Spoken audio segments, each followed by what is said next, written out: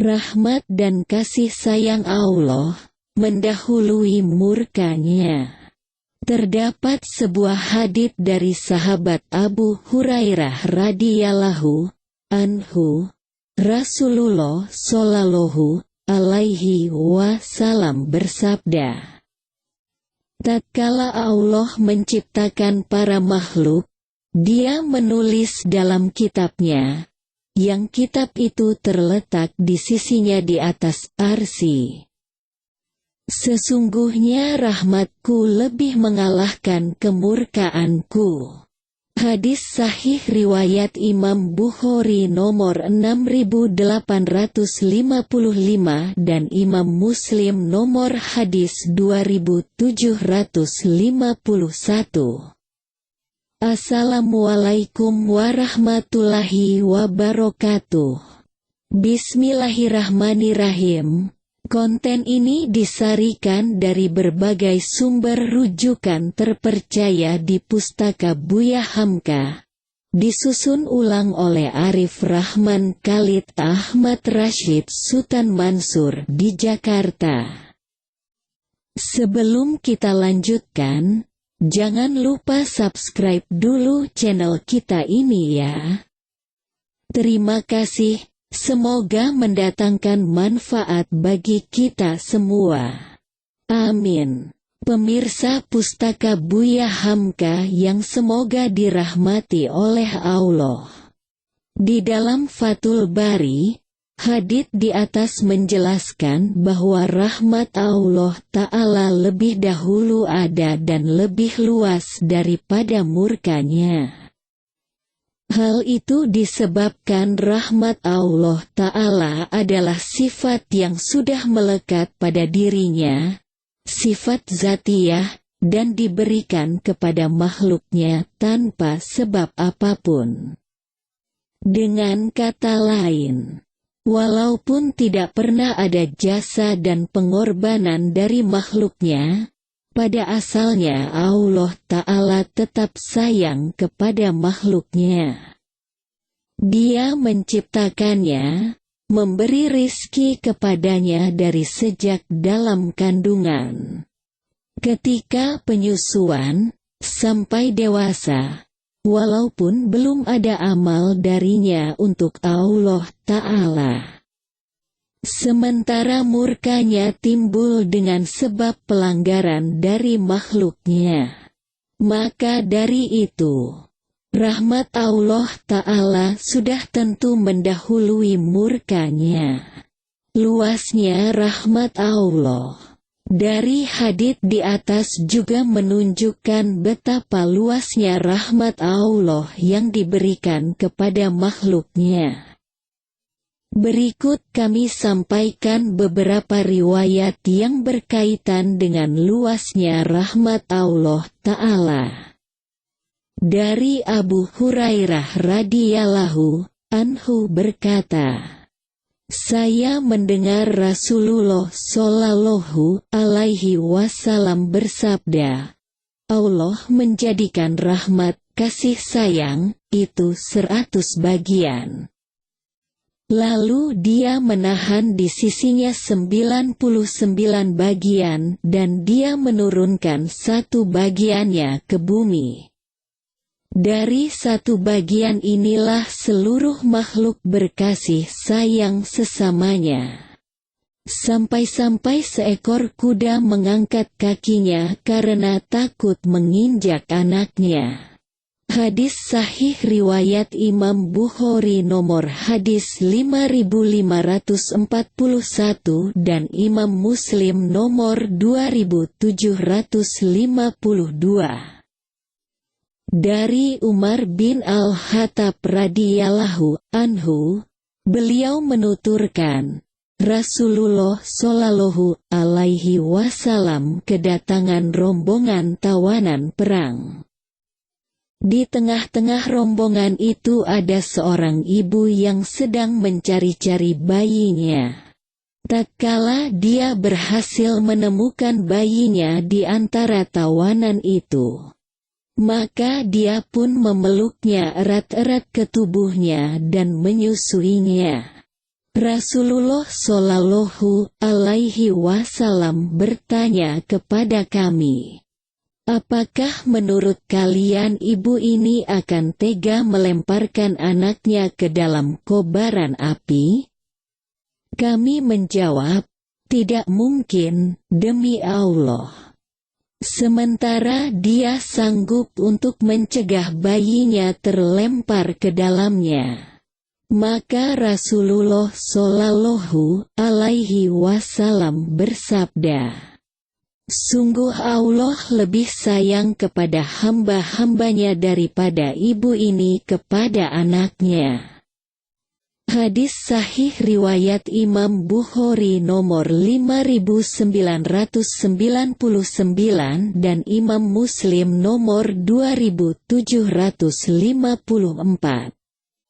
Dari Abu Hurairah radhiyallahu anhu, Rasulullah Shallallahu Alaihi Wasallam bersabda, kalau seandainya seorang mukmin mengetahui segala bentuk hukuman yang ada di sisi Allah, niscaya tidak akan ada seorang pun yang masih berhasrat untuk mendapatkan surganya.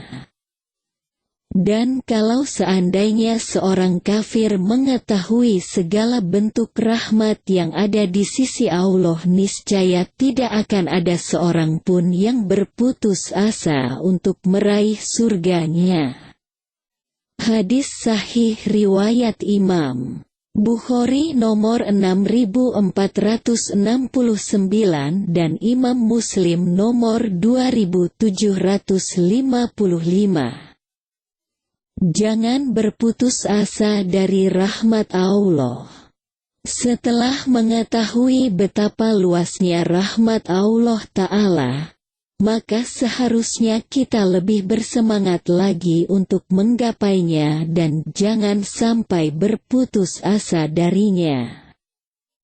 Sikap putus asa dari rahmat Allah inilah yang Allah sifatkan kepada orang-orang kafir dan orang-orang yang sesat.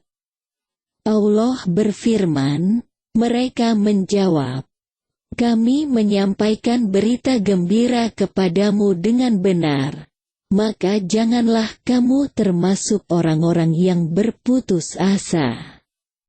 Ibrahim berkata, tidak ada orang yang berputus asa dari rahmat Rabb-Nya, kecuali orang-orang yang sesat. Quran Surah Al-Hijr ayat 55 hingga ayat 56. Dan juga firman-Nya, wahai anak-anakku, pergilah kamu. Maka carilah berita tentang Yusuf dan saudaranya dan jangan kamu berputus asa dari rahmat Allah. Sesungguhnya tiada berputus asa dari rahmat Allah melainkan kaum yang kafir. Quran Surah Yusuf ayat 87. Syaikh Salim bin Id al-Hilali hafizahullah memberikan faidah untuk ayat di atas. Oleh sebab itu, berputus asa dari rahmat Allah Ta'ala merupakan sifat orang-orang sesat dan pesimis terhadap karunia-Nya merupakan sifat orang-orang kufur. Karena mereka tidak mengetahui keluasan rahmat Rabbul Alamin. Siapa saja yang jatuh dalam perbuatan terlarang ini berarti ia telah memiliki sifat yang sama dengan mereka. La haula wa la quwata illa billah. Selain itu, berputus asa dari rahmat Allah juga termasuk salah satu di antara dosa-dosa besar. Diriwayatkan dari Ibnu Abbas radhiyallahu anhu, bahwa Rasulullah Shallallahu Alaihi Wasallam ketika ditanya tentang dosa-dosa besar beliau menjawab, yaitu syirik kepada Allah, putus asa dari rahmat Allah, dan merasa aman dari makar, azab Allah. Hadis riwayat Imam Ibnu Abi Hatim. Ampunan Allah termasuk rahmat-Nya. Salah satu bentuk luasnya rahmat Allah adalah luasnya ampunan Allah bagi para hamba-Nya yang pernah melakukan kemaksiatan kepada Allah, selama hamba tersebut mau bertaubat. Allah Ta'ala berfirman, "Katakanlah, hai hamba-hambaku yang melampaui batas terhadap diri mereka sendiri, janganlah kamu berputus asa dari rahmat Allah. Sesungguhnya Allah mengampuni dosa-dosa semuanya. Sesungguhnya Dialah yang Maha Pengampun lagi Maha Penyayang." Quran Surah Az-Zumar ayat 53. Ibnu Katsir rahimahullah menafsirkan ayat di atas. Ayat yang mulia ini berisi seruan kepada setiap orang yang berbuat maksiat baik kekafiran dan lainnya untuk segera bertaubat kepada Allah. Ayat ini mengabarkan bahwa Allah akan mengampuni seluruh dosa bagi siapa yang ingin bertaubat dari dosa-dosa tersebut, walaupun dosa tersebut amat banyak. Bagaikan buih di lautan. Kemudian beliau menambahkan, berbagai hadits menunjukkan bahwa Allah mengampuni setiap dosa, termasuk pula kesyirikan, jika seseorang mau bertaubat. Janganlah seseorang berputus asa dari rahmat Allah, walaupun begitu banyak dosa yang ia lakukan karena pintu taubat dan rahmat Allah begitu luas. Dari Anas radhiyallahu anhu, saya mendengar Rasulullah Shallallahu alaihi wasallam bersabda, Allah Ta'ala berfirman, "Hai anak Adam, sungguh seandainya kamu datang menghadapku dengan membawa dosa sepenuh bumi, dan kau datang tanpa menyekutukanku dengan sesuatu pun, sungguh aku akan mendatangimu dengan ampunan sepenuh bumi pula." Hadis riwayat Imam Tirmidzi. Jangan undang murka Allah dan merasa aman darinya. Banyak manusia yang terlena karena luasnya rahmat dan kasih sayang Allah terhadapnya, sehingga menjadikan dia merasa aman dari datangnya murka Allah disebabkan dosa dan kemaksiatan yang ia lakukan. Kemurkaan Allah bisa datang berupa azab dan siksa baik di dunia maupun di akhirat. Allah Ta'ala berfirman, maka apakah mereka aman dari azab Allah, yang tidak terduga-duga datangnya? Tiadalah yang merasa aman dari azab Allah kecuali orang-orang yang merugi. Quran Surah Al-A'raf ayat 99.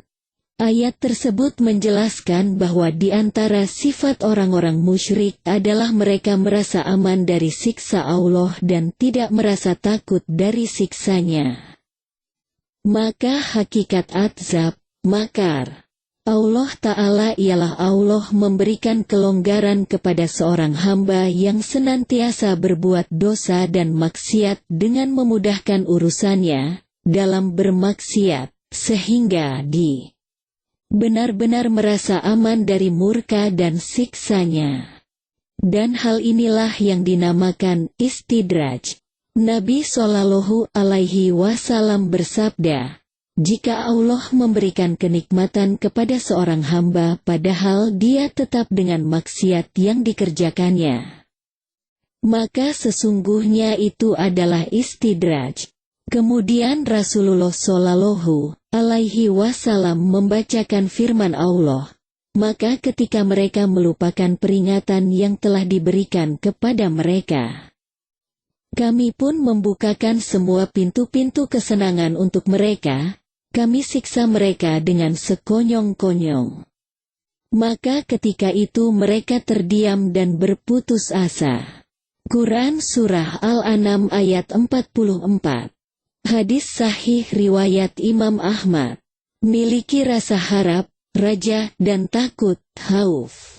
Sudah seharusnya bagi seorang muslim untuk memiliki rasa harap, raja, dan takut, khauf, dalam dirinya, yaitu senantiasa berharap atas rahmat Allah dan tidak berputus asa darinya, dan senantiasa takut akan datangnya azab dan siksa Allah Ta'ala. Bagaimana selayaknya menyeimbangkan antara kadar harap, raja dan takut, khauf, pada diri seseorang? Berikut uraian singkat mengenai masalah tersebut. Dinukil dari buku Mutiara Faidah Kitab Tauhid.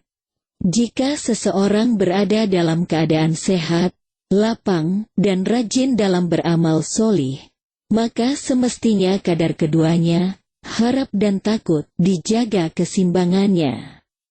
Allah berfirman, maka kami memperkenankan doanya, dan kami anugerahkan kepadanya Yahya dan kami jadikan istrinya dapat mengandung. Sesungguhnya mereka adalah orang-orang yang selalu bersegera dalam mengerjakan perbuatan-perbuatan yang baik dan mereka berdoa kepada kami dengan harap dan cemas dan mereka adalah orang-orang yang khusyuk kepada kami. Quran Surah Al-Anbiya, ayat 90. Jika dalam keadaan sehat dan lapang, namun selalu berbuat maksiat kepada Allah, maka semestinya kadar takutnya lebih ditinggikan.